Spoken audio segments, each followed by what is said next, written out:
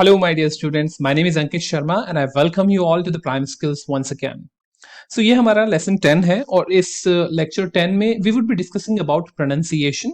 It's a very important topic, but एक चीज यहाँ पे मैं सबसे इंपॉर्टेंट आपको बताना चाहूंगा कि प्रोनाउंसिएशन एक ऐसा टॉपिक है जिसको आप एक या दो लेक्चर्स में कंप्लीट नहीं कर सकते. कंप्लीट तो भले ही कर लेंगे, लेकिन सीखने के लिए इसको बहुत टाइम लगता है, because it requires serious efforts, it requires a lot of practice. तो यहाँ पे हम केवल कुछ बेसिक फंडामेंटल्स के बारे में हम डिस्कशन करेंगे और इसके अलावा हम कुछ रूल्स को डिस्कस करेंगे, जो कि कुछ इंपॉर्टेंट रूल्स होते हैं जिनको ध्यान में रख के आप काफी हद तक अपने प्रोनाउंसिएशन को इंप्रूव कर सकते हैं. हमारा जो प्रोनाउंसिएशन वाला लेक्चर होगा वो दो पार्ट्स में हम डिवाइड करेंगे. पहले पार्ट में, प्रोनाउंसिएशन के पहले पार्ट में हम फंडामेंटल्स के बारे में डिस्कस करेंगे, एंड देन सेकंड पार्ट में we will be talking about some rules which are very much important for improving your pronunciation skills. Okay, another important task, if you have not subscribed the channel yet, make sure that you subscribe the channel so that you can keep on getting all the notifications related to all the lectures which I am posting here. Okay, so I keep on posting a lot of lectures on personality development, on vocabulary, on your communication skills, soft skills, and a lot of things which are very much important for your career and for your personality. So if you really want to establish yourself as a strong and a very impactful communicator, make sure that you subscribe the channel. So without further ado, let's go ahead and start discussing our today's topic, pronunciation.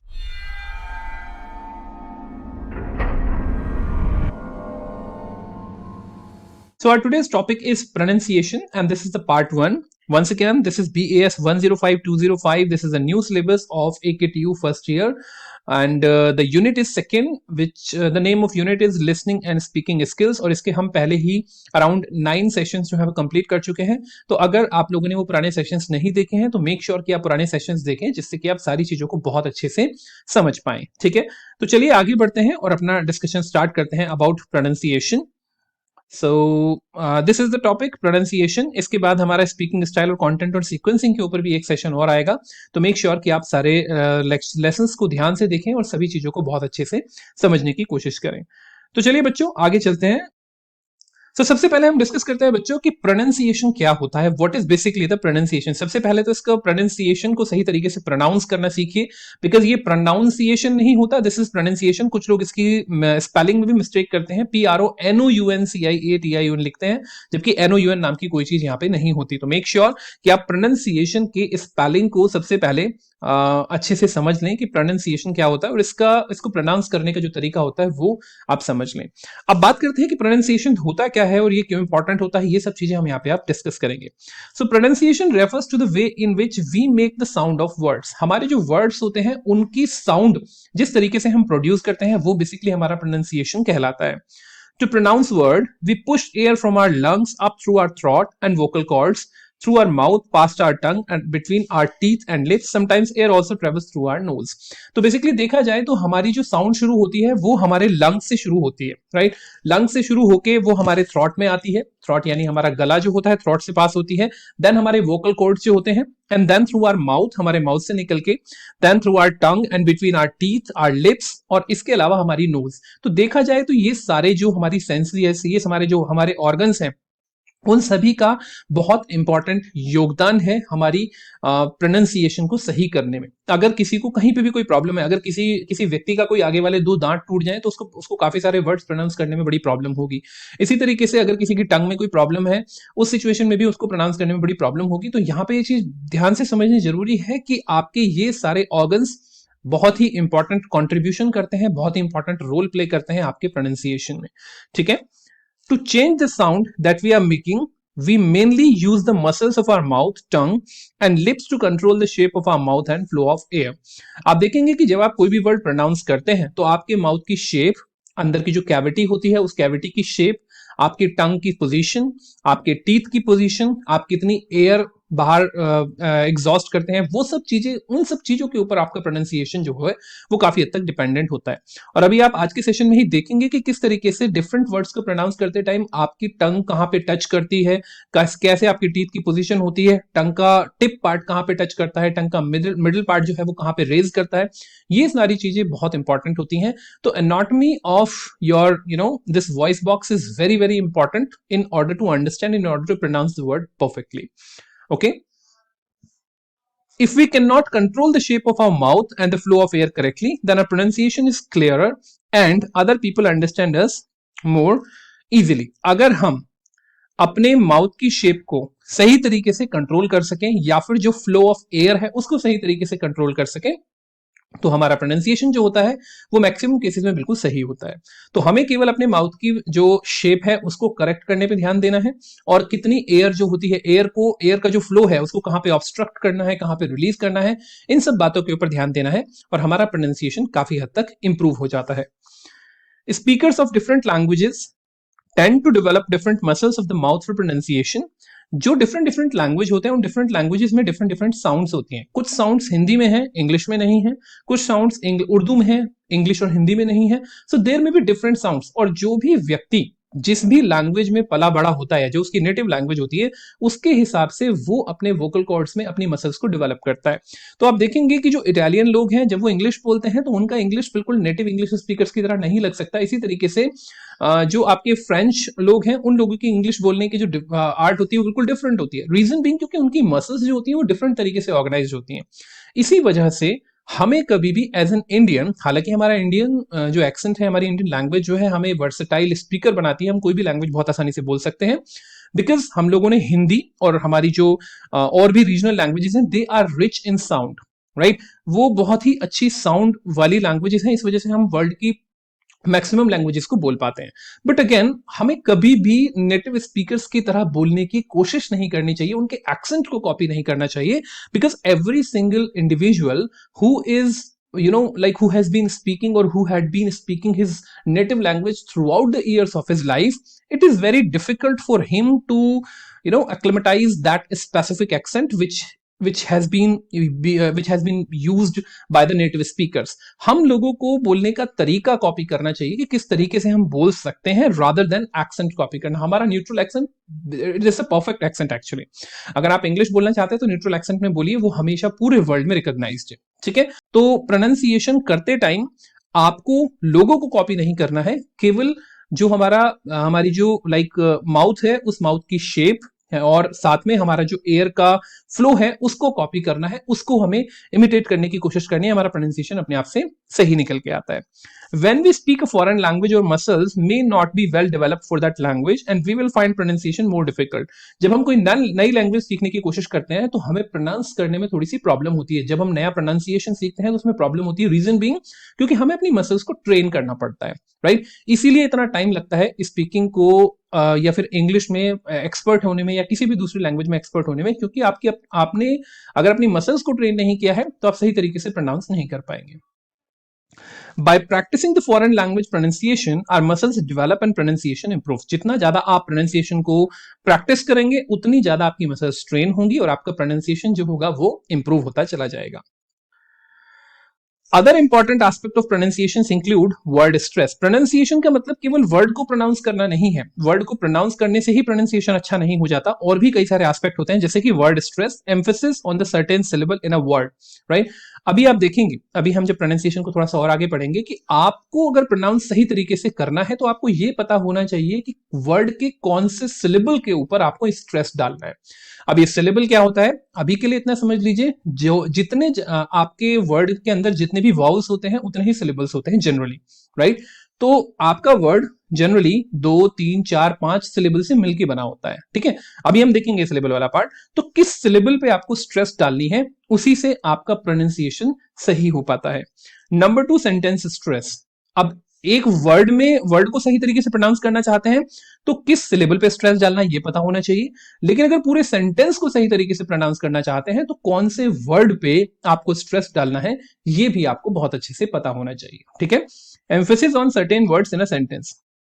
Number 3 is linking, joining certain words together. जब आप pronunciation के basics को सीखेंगे और pronunciation अच्छा करना शुरू करेंगे तो आप देखेंगे कि कुछ वर्ड्स को, 2 या 2 से ज्यादा वर्ड्स को जोड़ के आप एक साथ एक नया वर्ड बनाते हैं। जैसे अगर मैं सिंपल सा एग्जांपल लूं तो अगर आप डू प्लस नॉट को जोड़ेंगे तो आपका डोंट बन के आता है, राइट। तो यहां पे ये जो लिंक करते हैं हम, लिंक करने के बाद जो वर्ड का प्रोनाउंसिएशन बनता है वो भी सीखना आपके लिए बहुत इंपॉर्टेंट हो जाता है।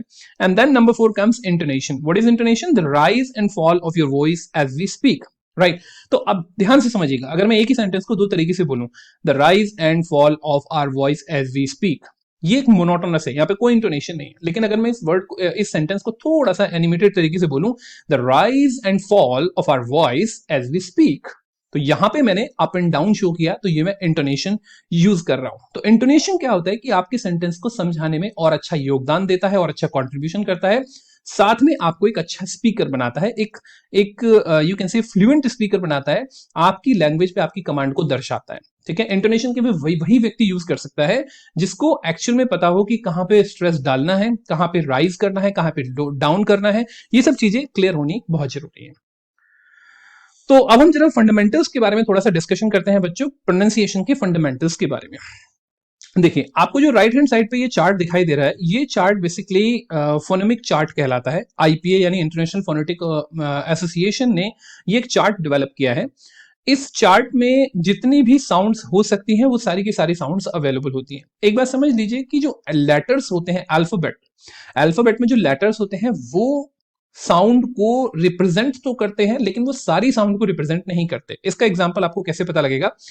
आपके अल्फाबेट, इंग्लिश अल्फाबेट में 26 लेटर्स होते हैं, लेकिन आपको ये जान के बहुत आश्चर्य होगा कि आपकी टोटल साउंड्स जो होती हैं वो 48 होती हैं, राइट? यानी टोटल साउंड्स किसी भी लैंग्वेज में, वर्ल्ड की किसी भी लैंग्वेज को अगर आप देखेंगे तो उनमें टोटल साउंड्स जो होती हैं वो अराउंड 48 साउंड्स के आसपास होती हैं। तो 26 लेटर्स आपके 48 साउंड्स को रिप्रेजेंट करते हैं। तो कभी कभी कुछ लेटर्स जो होते हैं, अब एक सिंपल सा एग्जांपल लेते हैं। जैसे हिंदी में हमारा एक लेटर होता है अल्फाबेट में च, राइट, या फिर छ। ठीक है, तो अब इस च को रिप्रेजेंट करने के लिए इंग्लिश में आपको CH यूज करना पड़ेगा। Getting my point? और ये CH कहीं कहीं पे आपका छ की आवाज भी देगा।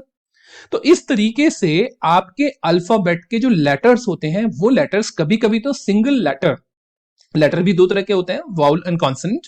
कभी कभी तो सिंगल लेटर एक आवाज को रिप्रेजेंट करता है, एक साउंड को रिप्रेजेंट करता है, लेकिन कभी कभी कॉम्बिनेशन ऑफ लेटर्स मिलके एक साउंड को रिप्रेजेंट करते हैं। ठीक है, तो वो जो साउंड्स होती हैं, जो 48 साउंड होती हैं, वो इस वाले चार्ट के माध्यम से आपकी रिप्रेजेंट होती हैं, जिसको कि हम फोनेमिक चार्ट बोलते हैं।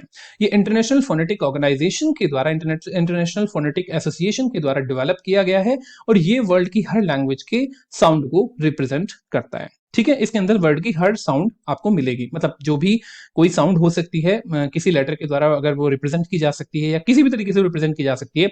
अब क्योंकि एक अल्फाबेट या अल्फाबेट का कोई भी एक लेटर एक साउंड को रिप्रेजेंट नहीं करता, तो इसीलिए यहां पे सिंबल्स भी अलग तरीके से यूज किए जाते हैं। फॉर एग्जाम्पल, ये जो शीप है, इस शीप में ये जो डबल ई की जो साउंड दे रहा है वो इस सिंबल से रिप्रेजेंट होगी। इसी तरीके से शिप में जो आई की साउंड दे रहा है वो इस वाले आई से रिप्रेजेंट होगी। तो इस तरीके से आपका ये फोनेमिक चार्ट जो होता है ये सारी साउंड्स को रिप्रेजेंट करता है। ठीक है, तो चलिए शुरुआत करते हैं फंडामेंटल्स से, और हम आगे जैसे जैसे आगे बढ़ते रहेंगे वैसे वैसे इसको और समझते रहेंगे। English is not a phonetic language, that is words are not pronounced as they are spelled. यानी इंग्लिश जो है वो एक फोनेटिक लैंग्वेज नहीं है। फोनेटिक लैंग्वेज का मतलब क्या है कि जैसे जिस वर्ड को जैसे लिखा जाता है वो वैसे ही प्रोनाउंस होना चाहिए, जबकि ऐसा इंग्लिश में नहीं होता है। फॉर एग्जाम्पल, बहुत ही क्लासिक एग्जाम्पल, डू ओ अगर डू होता है तो GO गो क्यों होता है? यार अगर फोनेटिक लैंग्वेज होती तो DO डू और GO गू होना चाहिए था, जबकि ऐसा नहीं होता है। तो ये फोनेटिक लैंग्वेज नहीं है। हिंदी, क्या हिंदी हमारी फोनेटिक लैंग्वेज है? बिल्कुल, हिंदी हमारी फोनेटिक लैंग्वेज है। जैसा लिखा जाता है बिल्कुल वैसा ही पढ़ा जाता है। जो भी फोनेटिक लैंग्वेज होगी उसके अल्फाबेट में नंबर ऑफ लेटर्स थोड़े से ज्यादा होते हैं, ये बात आप समझ लीजिए। ठीक है, चलिए, अब क्योंकि इंग्लिश में केवल 26 हैं और हिंदी में आई होप मुझे बहुत अच्छे से याद नहीं है बट शायद 52 होते हैं, तो इसी वजह से क्योंकि 48 साउंड्स और 52 लेटर्स, तो आप समझ सकते हैं कि हम 48 साउंड्स को बहुत आसानी से हिंदी के माध्यम से, या फिर जो हिंदी बोलता है वो 48 साउंड्स को बहुत आसानी से निकाल पाता है। ठीक है, आगे चलते हैं। The English language has 26 letters but uses 48 sounds, 24 consonant sounds and 24 vowel sounds. अब ध्यान से समझिएगा, ये जो 48 साउंड्स होती हैं इनके अंदर आपकी 26 तो कॉन्सोनेंट साउंड्स होती हैं और 24 आपकी कॉन्सोनेंट साउंड्स होती हैं और 24 आपकी वाउल साउंड्स होती हैं। वाउल साउंड्स में भी 12 जो होती हैं वो प्योर वाउल्स की होती हैं, 10 डिप्थोंग्स होते हैं और 2 ट्रिप्थोंग्स होते हैं। ट्रिप्थोंग क्या होते हैं अभी समझेंगे, बट अभी फिलहाल के लिए इतना समझ लीजिए कि आपके टोटल 48 साउंड्स में से 24 कॉन्सोनेंट, 24 वाउल, 24 वाउल में भी 12 आपकी प्योर वाउल, 10 आपकी डिप्थोंग्स और 2 आपकी ट्रिप्थोंग्स होती हैं। ठीक है, आगे चलते हैं। अब बात करते हैं बच्चों हम सबसे पहले कॉन्सोनेंट साउंड्स की। तो कॉन्सोनेंट साउंड्स क्या होती हैं उनके बारे में हम थोड़ा सा डिस्कशन करते हैं। अ consonant is a sound in which the voice और ब्रेथ स्ट्रीम इज इंटरप्टेड और इंपीडेड ड्यूरिंग प्रोडक्शन। कॉन्सोनेंट साउंड आप अपने अपने वोकल कोड से या फिर अपने मुंह से आप केवल तभी निकाल सकते हैं जब आप एयर को ऑब्स्ट्रक्ट करते हैं। ऑब्स्ट्रक्ट करने का मतलब जब आप एयर को रोकते हैं, राइट। अब जैसे एक सिंपल सी बात है, अगर आप बोलिए B, B, B for boy जो होता है बी बोलिएगा, बी। जब आप बी बोलेंगे तो आप देखेंगे कि आप अपने दोनों लिप्स को बंद करके एयर को रोक रहे हैं। बी, बी पहले रोक रहे हैं फिर आप छोड़ रहे हैं। तो ये जो रोकना होता है यही कहलाता है obstruction of air.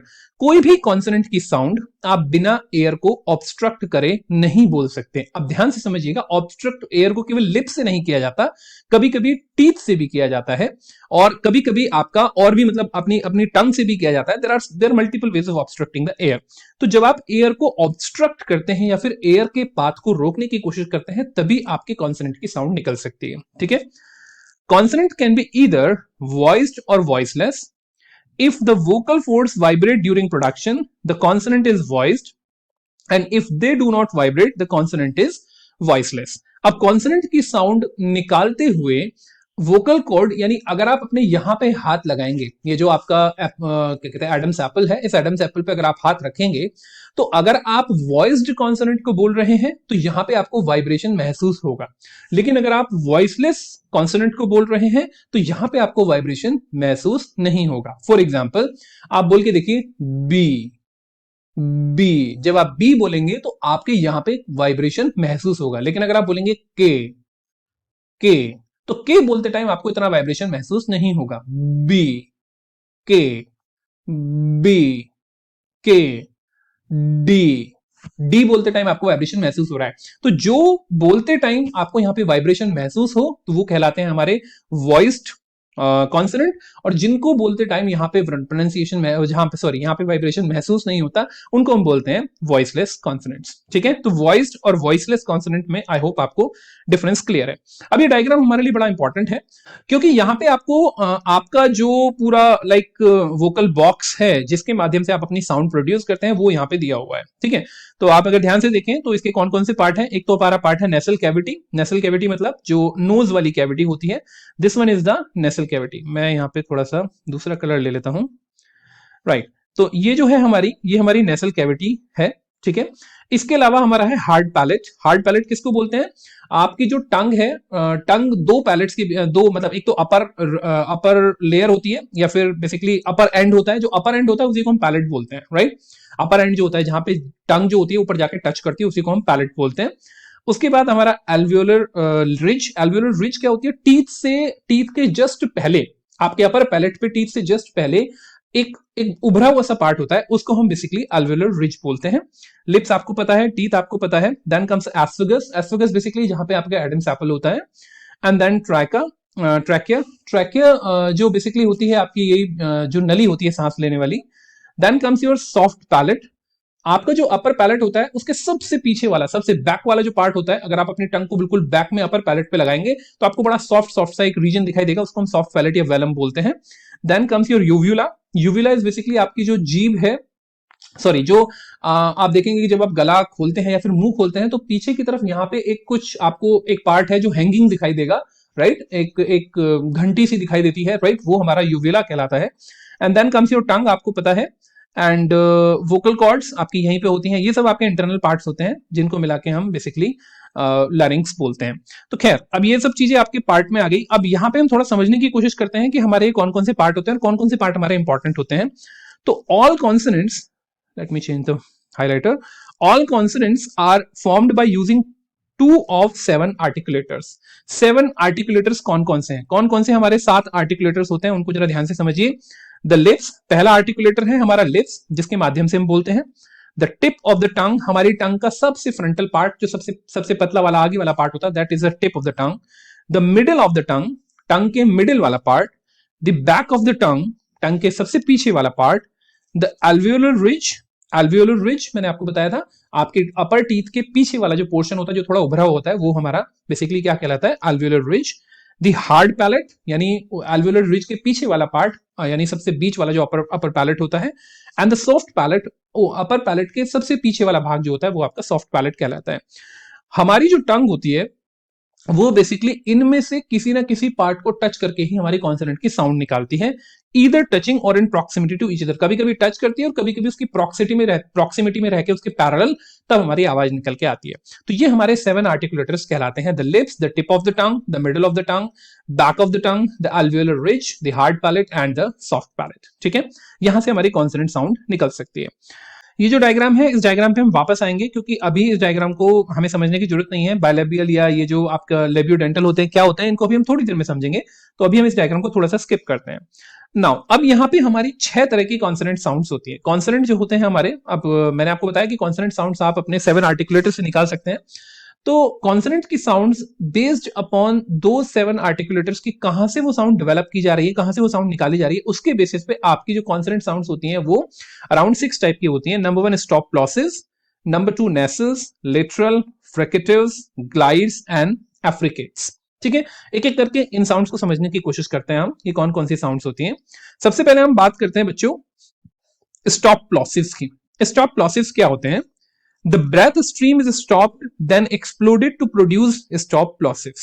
And English has 6 stop plosives. Stop प्लॉसिव्स को साउंड को निकालने के लिए सबसे पहले आपकी साउंड, आपकी हवा के फ्लो को रोका जाता है और तब एकदम से उसको एक्सप्लोड करके बाहर की तरफ छोड़ा जाता है। ठीक है, अभी जब हम ये 6 स्टॉप प्लॉसिव्स को बोलने की कोशिश करेंगे तो मेरी आपसे रिक्वेस्ट है कि आप मेरे साथ में बोलने की कोशिश करें। जैसे कि बी, जब आप बी को बोलेंगे तो सबसे पहले आप क्या करेंगे कि आप एयर के जो प्रेशर है, एयर का फ्लो, उसको रेस्ट्रिक्ट करेंगे, फिर आप छोड़ेंगे। जैसे बी, बी, अंदर से जो हवा आ रही थी आपने उसको लिप्स से रोका और उसके बाद छोड़ा, बी, बी, राइट। इसी तरीके से डी, डी। अब ध्यान से समझिए, ये जो जब आप पहले पहले बोल लेते हैं उसके बाद मैं आपको बताऊंगा, डी, फिर आता है जी, जी, इसी तरीके से पी, टी, के। अब देखिए, हर बार एयर को रिस्ट्रिक्ट करने के लिए आपने अलग अलग आर्टिकुलेटर का यूज किया। जब आप बी या पी बोल रहे हैं उस सिचुएशन में आप एयर को किससे रोक रहे हैं? लिप्स के माध्यम से। तो जब आप लिप्स के माध्यम से रोकते हैं तो आप आप इस तरह के जो कॉन्सोनेंट साउंड्स होती हैं उनको बेसिकली बोलते हैं आप बायलेबियल। बायलेबियल मतलब जब आप दोनों लिप्स के माध्यम से रोक रहे हैं, बी, पी। इसी तरीके से जब आप डी बोलेंगे, डी, तो वहां पे आप एल्वियोलर रिज पे अपनी जो टंग है उसको लगाएंगे।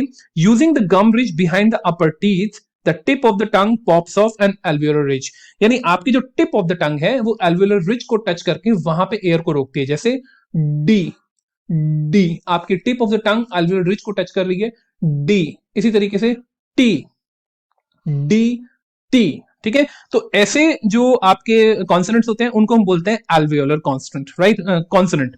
इसी तरीके से तीसरे होते हैं हमारे वेलर। वेलर क्या होते हैं? जो हमारे सॉफ्ट पैलेट को टच करते, हमारी टंग की टिप जो है वो सॉफ्ट पैलेट को टच करती है तब वो निकलते हैं। ऐसे स्टॉप प्लॉसिव्स को हम बोलते हैं वेलर, वेलर स्टॉप प्लॉसिव्स या वेलर कॉन्सोनेंट या वेलर साउंड बेसिकली।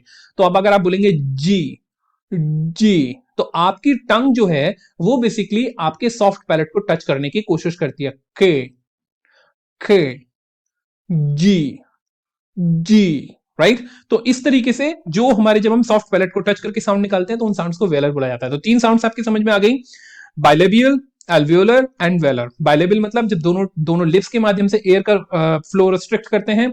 एल्वियोलर जब आप tongue of the tip of the टंग को एल्वियोलर रिज पे लगा के वहां पे एयर ऑब्स्ट्रक्ट करने की कोशिश करते हैं। And then last one is velar, जब आप अपनी टंग की टिप को आप अपने सॉफ्ट पैलेट के माध्यम से सॉफ्ट पैलेट पे टच करके और वहां पे आप बेसिकली अपनी एयर को ऑब्स्ट्रक्ट करने की कोशिश करते हैं। ठीक है, तो इस तरीके से आपका ये 3 तरह की साउंड होती हैं।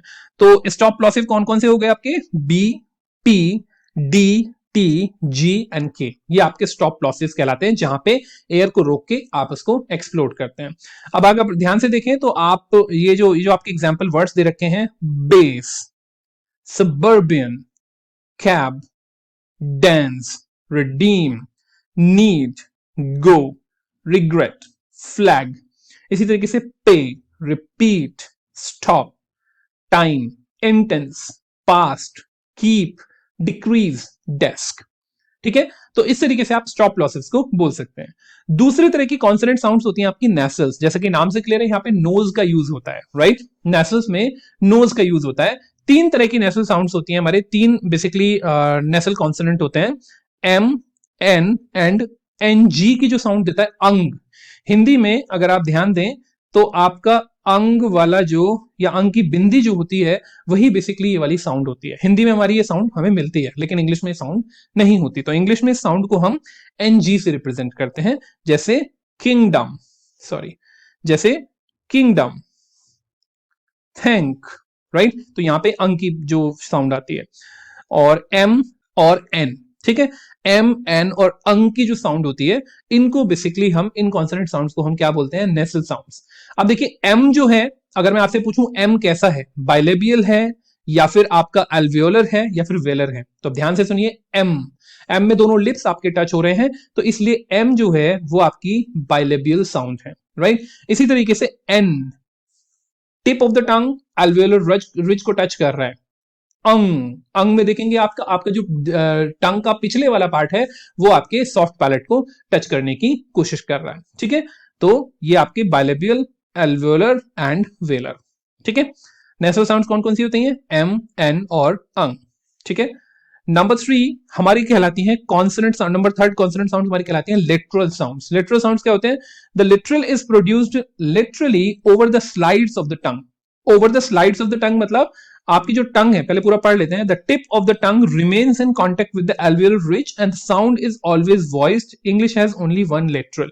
तो आपकी जो टंग है वो बेसिकली क्या करती है, वो आपकी alveolar ridge पे टच होती है और वहीं से आप वो आवाज निकालते हैं। ये हमेशा वॉइस जो होती है, मतलब जब आप बोलेंगे तो आपके गले में थोड़ा सा वाइब्रेशन होगा, आपके जो वोकल कॉर्डस में वाइब्रेशन होगा। तो इंग्लिश में केवल एक ही लिटरल साउंड होती है, एक ही लिटरल कांस्टेंट साउंड होती है, जिसको हम बोलते हैं एल, राइट, एल, ठीक है।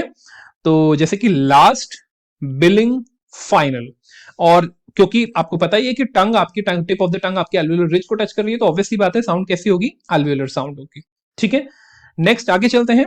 नंबर 4 हमारी कॉन्सोनेंट साउंड होती है फ्रिकेटिव्स। फ्रिकेटिव्स कौन सी साउंड होती है, a fricative is named after the friction created by forcing the breath stream और वॉइस बिटवीन टू आर्टिकुलेटर्स।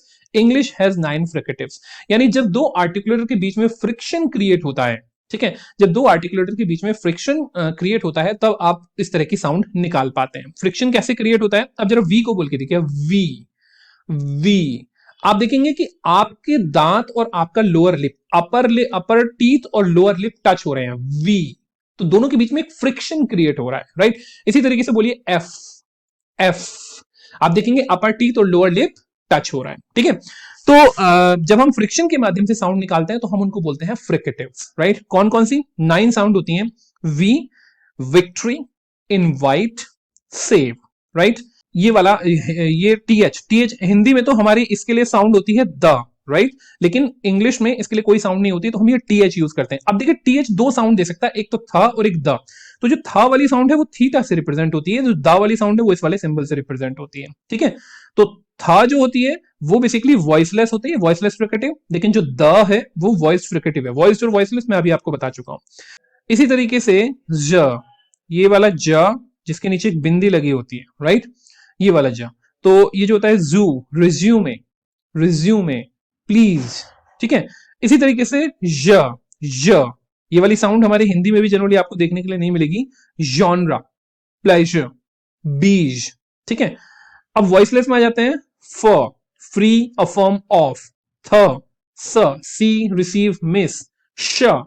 हमारे हिंदी में ये साउंड इस तरीके से रिप्रेजेंट होती है, श, shout, worship, wish, and then ह, होटल, बिहाइंड, राइट। अच्छा, अब ध्यान से देखिएगा, ये जो साउंड्स होती हैं, ये जो फ्रिकेटिव्स होते हैं, इन फ्रिकेटिव्स को भी हम अलग अलग तरह की साउंड में डिवाइड कर सकते हैं। जैसे कि एफ और वी, अगर आप इनको ध्यान से देखें तो ये लेबियोडेंटल होती है। लेबियोडेंटल मतलब लिप्स और दांतों को टच करके, लिप्स और दांतों के फ्रिक्शन से जो निकलती हैं वो लेबियोडेंटल कहलाती हैं। Lower lip and upper teeth, व, फ, व, फ, ठीक है। तो अपर टीथ और लोअर लिप जो है वो टच हो रहे हैं। इसी तरीके से ये जो थ और त, थ और त जो होती हैं ये कहलाती हैं आपकी डेंटल, थ और त, थ और त, आप देखेंगे कि आपकी जो टिप ऑफ द टंग है वो आपके अपर टीथ को टच करके आवाज निकलती है। इसी तरीके से आपकी ज और स, ये जो आवाजें हैं ये एल्वियोलर कहलाती हैं, क्योंकि आपकी टंग जो होती है वो एल्वियोलर रिज को टच करती है। देन योर ज एंड श, ज एंड श, ज एंड श, ये भी एल्वियोलर हेल्प होती हैं। और इन एल्वियोलर में बस लेकिन एक खास बात ये होती है कि ये टच नहीं करती, ये प्रॉक्सिमिटी में होती है। आपकी टंग जो होती है वो अपर जो एल्वियोलर रिज होती है उसकी प्रॉक्सिमिटी में होती है। देन कम्स योर ह। ह जो होती है ग्लॉटल, ग्लॉटल कहते हैं जब वो जो गले से आवाज निकल के आती है, राइट, गले से यानी वोकल फोल्ड से निकल के आती है आवाज, उसको हम ग्लॉटल साउंड बोलते हैं। ह, इसमें आपकी टंग का कोई योगदान नहीं होता, ये केवल गले से निकल के आती है। ठीक है, तो ये आपके 9 फ्रिकेटिव्स कहलाते हैं। Then comes your next consonant sound which are also known as glides, right? Glides क्या होते हैं? The articulators move from one position to another to produce a glide. Articulator एक पोजीशन से दूसरी पोजीशन पे मूव करते हैं। Glides are voiced and always followed by a vowel sound. English has 3 glides. Y, right? जैसे कि yesterday, beyond, R, consonant R, जैसे कि right, barefoot, right? ये ग्लाइड्स भी बेसिकली 3 तरह के होते हैं आपके bilabial, next is lingual palatal. Lingual palatal का मतलब क्या होता है? जो आपकी middle of the tongue and upper palate को के साथ में जो आपकी साउंड प्रोड्यूस की जाती है। And number 3 is R, again tongue आपकी एल्वियोलर रिज को टच कर रही है तो इसीलिए ये एल्वियोलर साउंड कहलाती है। ठीक है, अच्छा एक चीज यहां पे ध्यान देने वाली है, note that none of 3 sounds व य एंड र are ever used in final position. यानी फाइनल पोजीशन में किसी भी वर्ड की फाइनल पोजीशन में व, य एंड र ये साउंड्स आपको देखने के लिए नहीं मिलेंगे। अगर एंड में आर आ भी रहा है तो वो प्रोनाउंस नहीं होता है। ठीक है, तो ये हम देखेंगे आगे और समझेंगे इसको। And number 6 are affricates. Affricates क्या होते हैं? An affricate is a combination of a stop plosive and fricative blended seamlessly into a single phoneme. English has 2 affricate. जब आप स्टॉप प्लॉसिव यानी रोक के और हवा को छोड़ना, और फ्रिकेटिव मतलब दो आर्टिकुलेटर्स के फ्रिक्शन से जो साउंड प्रोड्यूस होती है, जब आप इन दोनों को कंबाइन कर देते हैं तो आपकी बेसिकली मिलके 2 साउंड बनती हैं जिनको हम बोलते हैं एफ्रिकेट्स। तो दो एफ्रिकेट्स आपके होते हैं। एक तो होता है आपका ज, ये ज जो होता है डी और जेड, ड और ज की साउंड को मिलके बना होता है तो इसीलिए इसको ज बोलते हैं, जज, एडजस्ट, एज, राइट। दूसरा होता है आपका टी और ट और श की आवाज को मिलके बना होता है, इसको च से भी रिप्रेजेंट किया जाता है और कभी कभी ये का की आवाज भी आपको देता है, का, राइट। तो जैसे कि चीयर और आर्काइव, टच, राइट। तो यहाँ पे च और क की आवाज दे रहा है और यहाँ पे ज की आवाज दे रहा है, तो ये दोनों एफ्रिकेट्स कहलाते हैं। ये वाला वॉइस्ड एफ्रिकेट होता है, ये वाला वॉइसलेस एफ्रिकेट होता है, और ये दोनों के दोनों ही आपके एल्वियोलर होते हैं क्योंकि आपकी टंग जो होती है वो एल्वियोलर रिज को टच करके इन साउंड्स को निकालती है। चलिए आगे चलते हैं। तो अब तक हमने कॉन्सोनेंट साउंड्स की बात की। कॉन्सोनेंट साउंड्स मैंने आपको क्या बताया, 24 कॉन्सोनेंट साउंड्स होती हैं जो हम डिस्कस कर चुके हैं। अब हम बात करेंगे वाउल साउंड्स की, राइट। तो a vowel by contrast is an uninterrupted voice sound. Consonant sounds जो होती थी वो इंटरप्टेड साउंड्स होती थी जिनको आप ऑब्स्ट्रक्ट कर रहे थे, लेकिन वाउल के अंदर आप एयर को ऑब्स्ट्रक्ट नहीं करते हैं। ठीक है, एयर इसके अंदर फ्रीली फ्लो होती है, इसके अंदर कोई ऑब्स्ट्रक्शन नहीं होता है। For all vowel sounds with the exception of the vowel diphthong and triphthongs of R, जब वाउल डिप्थोंग और ट्रिप्थोंग ऑफ आर होते हैं उनको अगर एक्सेप्शंस में हटा दिया जाए, अभी छोड़ दीजिए इस चीज को, जितना समझ रहे हैं उतना समझ लीजिए। The tongue rests on the floor of the mouth with its tip resting against the lower teeth and the arch in the tongue determines the phoneme produced. यानी आपकी जो वाउल बोलते टाइम आपकी जो साउंड है, जो आपकी टंग है, वो जनरली लाई करती है आपकी जहां पे उसका नॉर्मल पोजीशन होती है, उनको बोलते टाइम आपकी टंग जनरली मूव नहीं करती है। उसके टंग का केवल जो होता है ना आर्च, उसके अंदर एक आता है। आर्च का मतलब क्या होता है कि लाइक आप किस तरीके से उसको मोड़ रहे हैं टंग को, राइट। तो उसके अंदर जो उभार आते हैं उनके बेसिस पे आपकी जो वाउल की साउंड है वो डिसाइड होती है। Vowel sound can be classified in 3 categories. Vowel sound 3 तरह की होती हैं, जैसे कि आपकी कॉन्सोनेंट साउंड 6 तरह की थी, इसी तरीके से वाउल की साउंड जो होती है वो 3 तरह की होती हैं, प्योर वाउल्स, डिप्थोंग्स एंड ट्रिप्थोंग्स। ठीक है, तो इंग्लिश में हमारे 12 तो प्योर वाउल्स होते हैं, 10 डिप्थोंग्स होते हैं और 2 ट्रिप्थोंग्स होते हैं। डिप्थोंग और ट्रिप्थोंग क्या होते हैं अभी समझ लेंगे, डोंट वरी, बिल्कुल भी घबराने की जरूरत नहीं है, बट साथ साथ चलते चलिए, समझते चलिए। तो सबसे पहले हम वाउल साउंड को, अच्छा एक चीज और समझ लीजिए कि वाउल साउंड भी 2 तरह की होती है। एक वाउल साउंड होती है आपकी शॉर्ट वाउल और एक वाउल साउंड होती है आपकी लॉन्ग वाउल। अब जैसे यहां पे देखिएगा, आपको generally A E I O U vowel sounds के बारे में तो पता ही है, तो A E I O U की शॉर्ट और लॉन्ग साउंड्स को देखने की कोशिश करते हैं। वाउल ए की शॉर्ट साउंड आपको मिलेगी एप्पल, एप्पल, राइट। ए बहुत छोटा सा बोलते हैं यहाँ पे, कैट, कैट। लेकिन जब लॉन्ग साउंड की बात करेंगे, केक, एक, एक, तो ए बहुत लंबा बोल रहा है। इसी तरीके से बेक, राइट। आप देख रहे हैं कि ए की साउंड बड़ी लंबी हो रही है, तो इसीलिए इसको यहां पे लॉन्ग वाउल बोला गया है। वाउल ई को चेक करते हैं, शॉर्ट साउंड जेट, नेट। ई की साउंड बड़ी छोटी है, फीट, लीफ, राइट। यहां पे ये आपकी लॉन्ग साउंड। वाउल आई को देखते हैं, शॉर्ट साउंड फिश, पिग।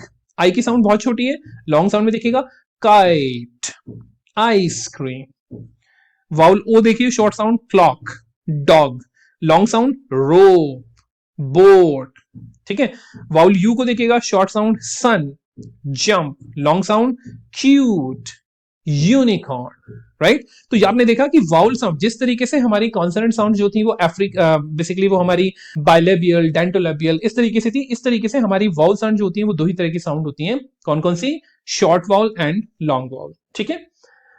अब जरा हम एक एक करके प्योर डिप्थॉन्ग्स और टिप्थॉन्ग्स को समझने की कोशिश करते हैं। तो प्योर वाउल साउंड सबसे पहले समझते हैं। प्योर वाउल साउंड कौन होती है? The pure vowel sounds can be categorised as front, middle and back.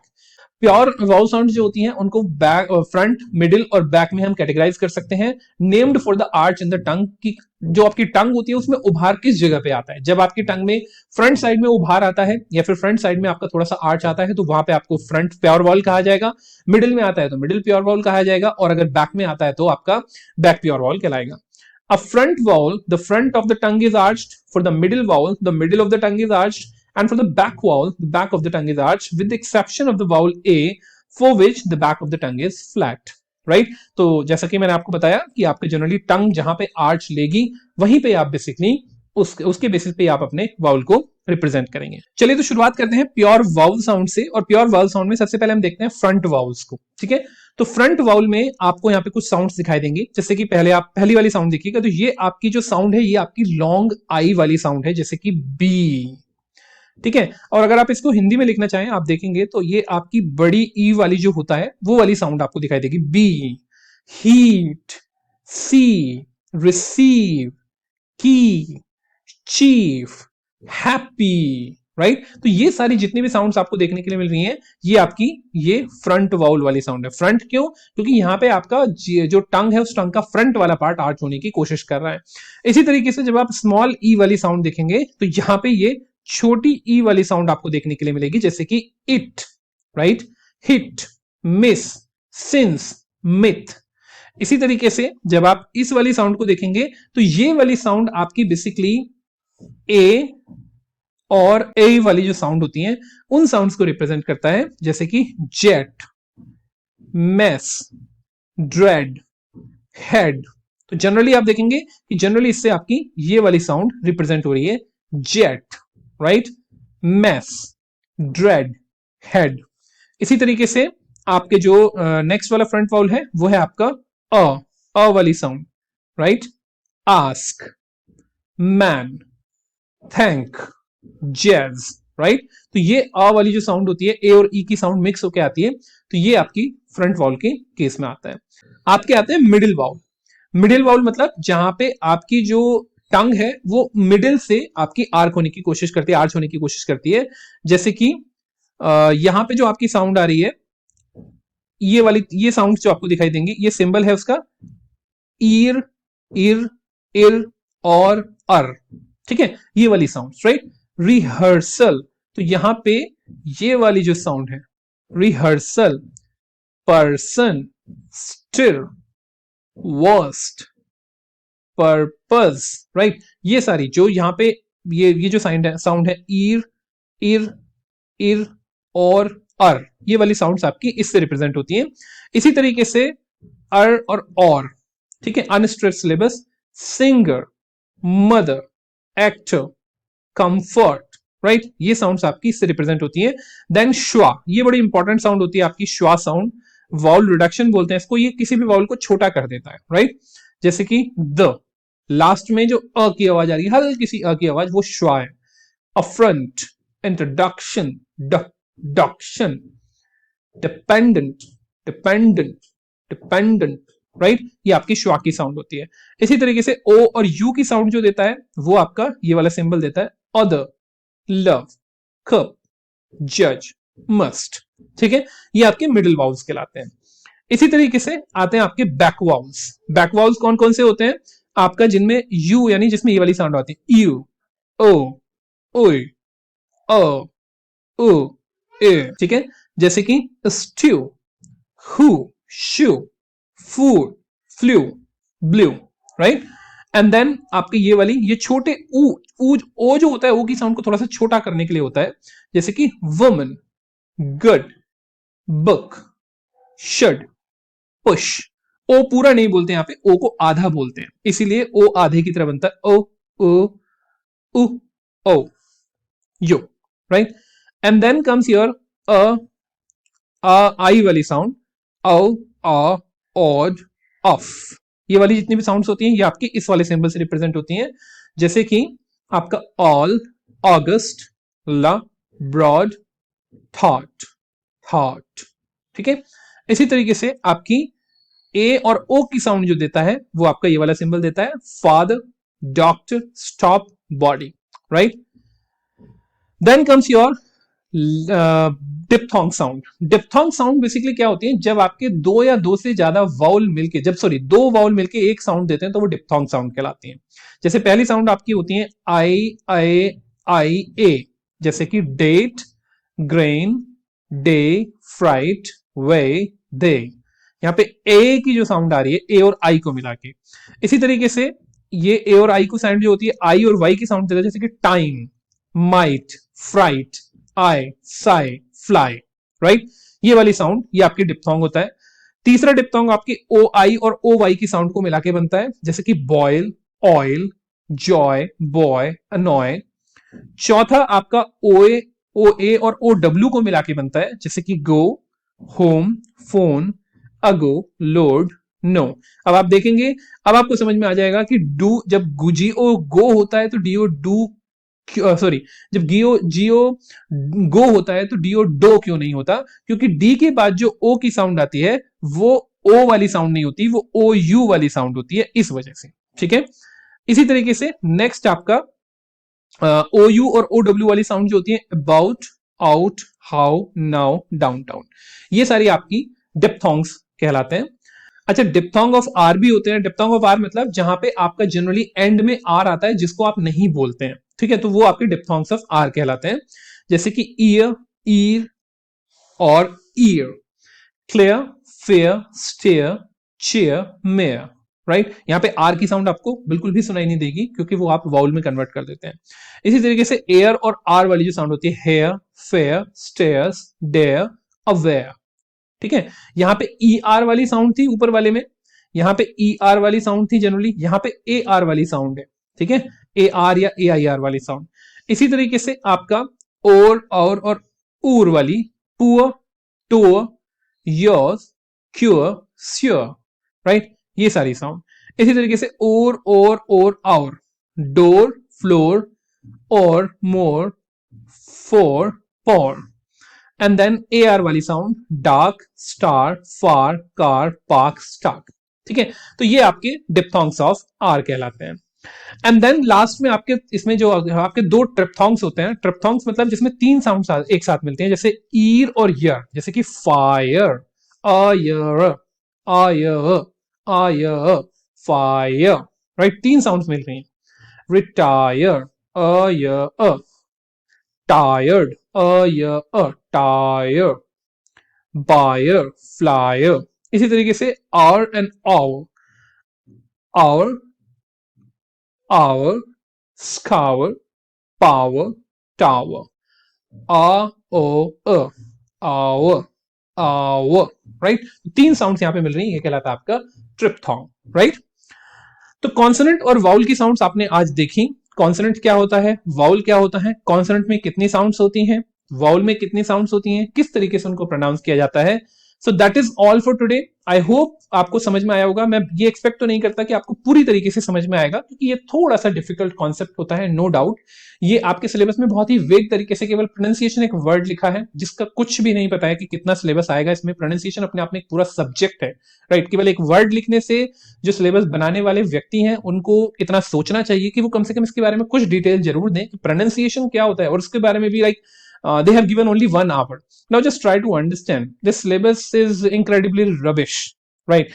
Pronunciation शब्द लिखने मात्र से केवल सिलेबस का पार्ट नहीं हो जाता है, but even then I have tried my best. अभी एक पार्ट और है जिसमें आप प्रोनाउंसिएशन के कुछ बेसिक रूल्स के बारे में डिस्कशन हम करेंगे, और आप समझेंगे कि प्रोनाउंस कैसे अच्छे से किया जा सकता है। But again I have just tried to give you some fundamental, जिससे कि आप उस चीज को समझ पाए और आप देख पाए कि प्रोनाउंसिएशन बेसिकली फंडामेंटली कहां से शुरू होता है, ठीक है। तो if there is any doubt, तो please do ask me through the comment box. If there is any more clarity which you require on this topic, make sure you just comment me or just message me on WhatsApp or Telegram. Apart from that, if you have not subscribed the channel, make sure, my dear students, that you subscribe the channel so that you can keep on getting all the notifications which I have been about the videos which I have been posting or I will be posting, and all the videos which will be related to your vocabulary, your communication skills, and your personality development. So thank you so much for reaching at this stage. Thanks for watching the session till the very end. Please do comment, subscribe, and share the videos if you like it. See you in the next session. Have a good day ahead.